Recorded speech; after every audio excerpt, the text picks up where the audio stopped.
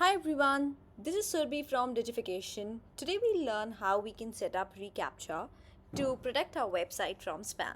Let's get started. For this, first we'll have to register.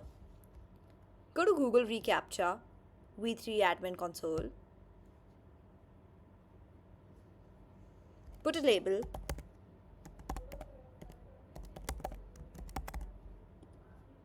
Here we are going to do score based and add the domain.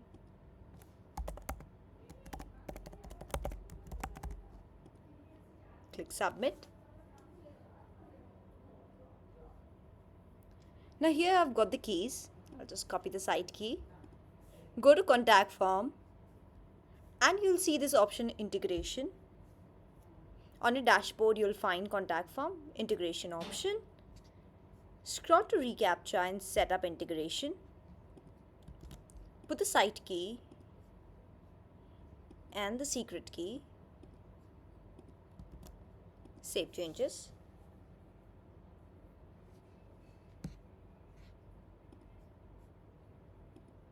And here we go. Now you can see that I have one site here and the integration is done. I go to the site.